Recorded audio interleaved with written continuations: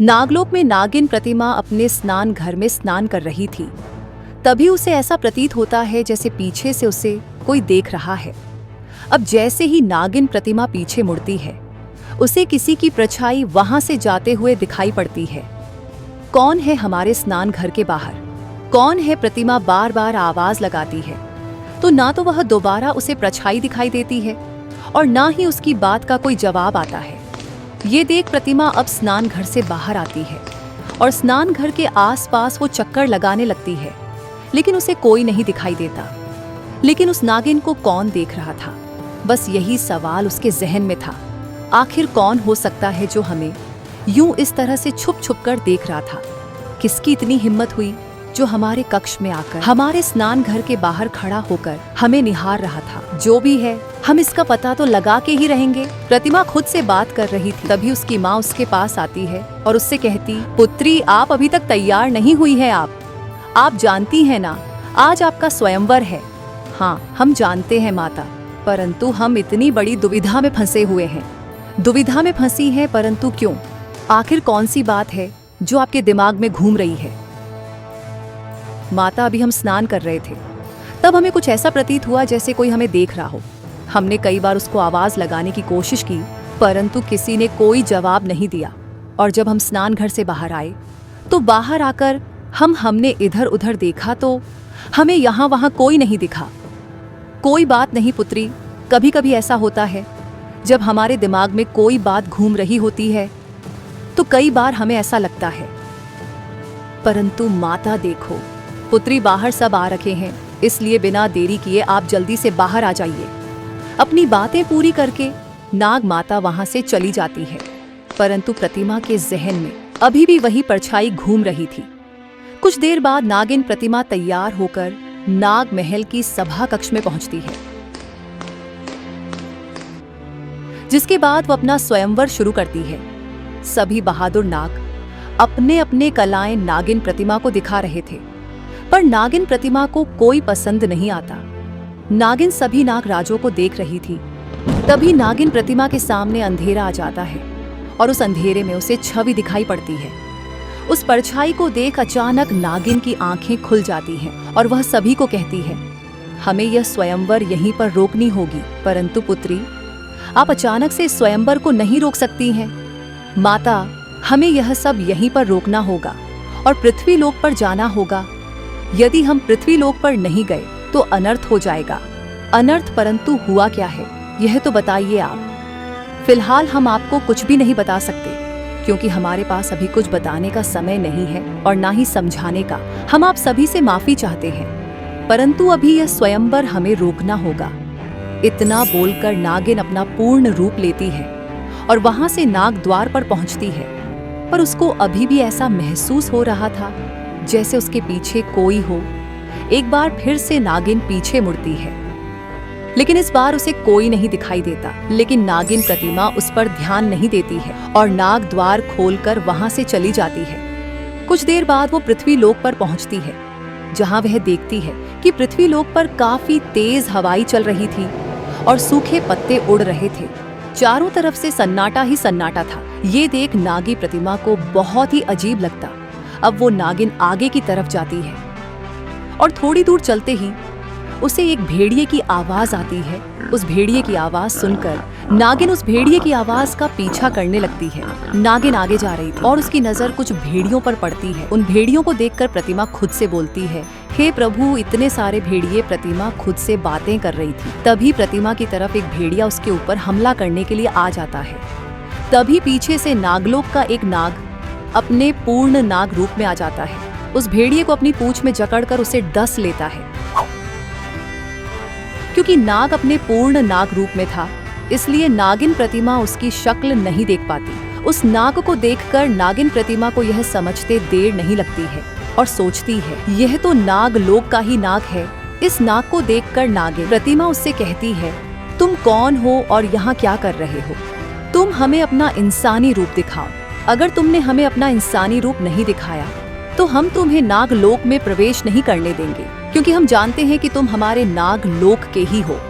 नागिन की बात सुनकर वह नाग भी अपने इंसानी रूप में आता है और उसको देखकर प्रतिमा कहती है, नक्श, जी हाँ हम नक्श, तुम जानते हो ना कि यहाँ बिना इजाजत के आना सही नहीं है। और तुमने यहाँ आने के लिए किससे इजाजत ली? इजाजत तो हमने आपसे प्रेम करने से पहले नहीं ली, तो अब किसी से क्या ही लेते? वो तो आपकी चिंता हो रही थी, इसीलिए हम आ गए। इसका अर्थ ये हुआ कि तुम ही हो वो जिसकी परछाई हमने अपने स्नान घर से देखी थी। और तुम यहाँ क्यों आए हो तुम्हें पता है ना, यहाँ कितना खतरा है। जी हाँ, हम वही हैं जिनकी परछाई आपने देखी थी। और हाँ, हम यह भी जानते हैं कि यहाँ कोई खतरा है, लेकिन हम खतरे में आपको अकेले कैसे छोड़ सकते हैं, इसलिए हम आ गए। वह दोनों आपस में बात ही कर रहे थे कि तभी उनके पीछे से एक भेड़िया नक्श के ऊपर हमला कर देता है। इसकी वजह से नक्श के कंधे पर भेड़िए के खून लग जाते हैं। यह देखकर नक्श बिना सोचे समझे अपना अर्धनाग अवतार लेता है और उस भेड़िए को अपनी पूंछ में जकड़कर डस देता है। उस भेड़िए के मरने के बाद कई सारे भेड़िए उन दोनों नागिन पर हमला करने लगते हैं। इस बार नागिन प्रतिमा अपने पंचमुखी अवतार में आती है और सभी भेड़ियों को एक एक करके डसने लगती है। लेकिन इसी बीच भेड़ियों का सरदार नागिन के सामने आता है और उससे कहता है, नागिन, हमारी तुझसे कोई दुश्मनी नहीं थी और तूने यहाँ भी अपनी टांग अड़ाई, लेकिन कोई बात नहीं, टांग अड़ाने का नतीजा तुझे बहुत जल्दी भुगतना पड़ेगा। जिस तरह से तूने मेरे साथी को मारा है, ठीक उसी तरह यहाँ का हर इंसान मरेगा और भेड़िया बन जाएगा। मैं तुझे यहाँ किसी की जान नहीं लेने दूंगी। और तुझे क्या लगता है कि तू यहाँ अपना हमला कर अपना खौफ फैलाए? नहीं भेड़िए, ऐसा कभी नहीं हो सकता। और अगर तुझे लग रहा है ना कि ऐसा कुछ होगा, तो ये तेरी सबसे बड़ी गलतफहमी है। किसकी कौन सी गलतफहमी है, ये तो समय बताएगा। पर याद रहे, मैं दोबारा आऊंगा। इतना बोलकर भेड़िया अपने साथियों को लेकर वहां से चला जाता है। अब नाग भी अपने इंसानी रूप में आ जाता है और नीचे गिर जाता है। उसको नीचे गिरता देख प्रतिमा भी अपने इंसानी रूप में आ जाती है और उसका सर अपनी गोद में रखकर कहती है, नक्श नक्श, ये तुम्हें क्या हुआ? तुम इस तरह से? प्रतिमा, हाँ हाँ बोलो नक्श। नक्श कुछ नहीं कहता। इससे पहले कि वो बेहोश हो जाता, नागिन गांव वालों से मदद मांगती है। अब क्या था, एक आदमी प्रतिमा के पास आता है और उसकी मदद करके उसे अपने घर में पनाह देता है। आपका बहुत बहुत धन्यवाद बाबा। कोई बात नहीं बेटा, पर मुझे ये बताओ, तुम हो कौन और तुमने इस तरह के अजीब कपड़े क्यों पहने हैं? उस बाबा की बात सुनकर प्रतिमा उसको अपने नागिन होने का सच बताती है। साथ ही वह यहाँ कैसे आई यह भी बताती है। ये जानने के बाद वह बाबा उसके आगे हाथ जोड़ता है और उससे कहता है, नागरानी को मेरा प्रणाम। अरे इस बुढ़ापे में आपके दर्शन हो गए। अरे मैं तो धन्य हो गया। बाबा, मेरे पास नागमणि नहीं है और भेड़िया के नाखून के निशान इसको काफी तकलीफ दे रहे हैं। यदि आप कोई तोड़ बता दोगे तो आपकी बहुत बहुत कृपा होगी। अरे नागरानी, इसके ऊपर भेड़िए ने हमला किया है। अरे आप मेरी बात मानिए, इसको मार दीजिए। बाबा, ये आप क्या बोल रहे हो? ये मेरे नागलोक का सबसे होनहार नाग है, साथ ही ये हमारा प्यार भी है। इसको नहीं मार सकती। यदि आप इसको नहीं मारेगी तो आने वाले समय में ये एक भेड़िया बनकर सबको मार देगा।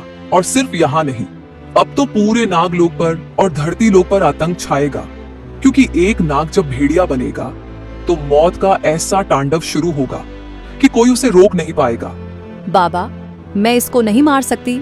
आखिर कोई तो उपाय होगा इनको ठीक करने का। यह तो मैं नहीं जानता, और हाँ, लेकिन ये जरूर जानता हूँ कि तुम्हारे सवालों का जवाब काली पहाड़ी पर रहने वाले अघोरी बाबा दे सकते हैं। तुम कल ही अघोरी बाबा के पास जाओ, वो कोई हल बताएंगे, और जब तक इसका ध्यान मैं रखूंगा।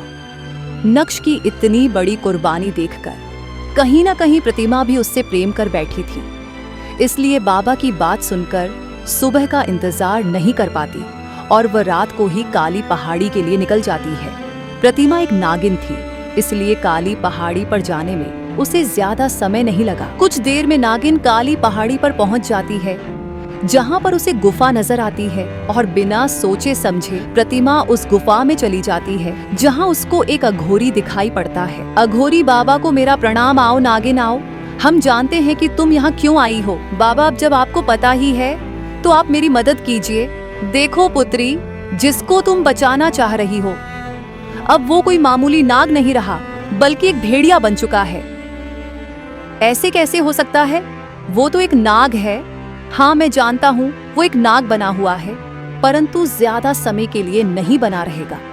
अर्थात मतलब ये कि ऐसा माना जाता है कि जिसको भी वो भेड़िया काट ले, वो मनुष्य हो या फिर कोई जीव, वो भेड़िया बन जाता है।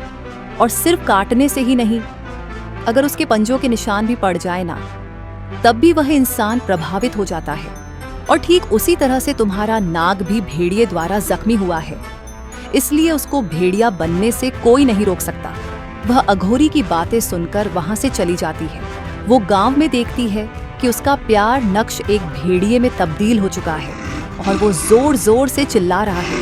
उसको देखकर नागिन अपने प्यार पर वार करने के लिए मजबूर हो जाती है। प्रतिमा जब अपने अर्ध नागिन अवतार में आती है, तभी हाथों में जादू से शिवजी का त्रिशूल प्रकट करती है और उस भेड़िए के ऊपर वार करती है। लेकिन वह भेड़िया वहां से भाग जाता है। क्या नागिन ने अपने प्यार पर वार करके उसे मार गिराया था? क्या अभी भी वह जीवित था? आखिर इस नागिन और भेड़िए के युद्ध में किसकी जीत हुई और किसकी हुई? हार जानने के लिए देखिए इस कहानी का अगला पार्ट जल्द ही। तब तक आप वीडियो को लाइक और चैनल को सब्सक्राइब कर लीजिए और कमेंट में बताना कैसी लगी ये कहानी।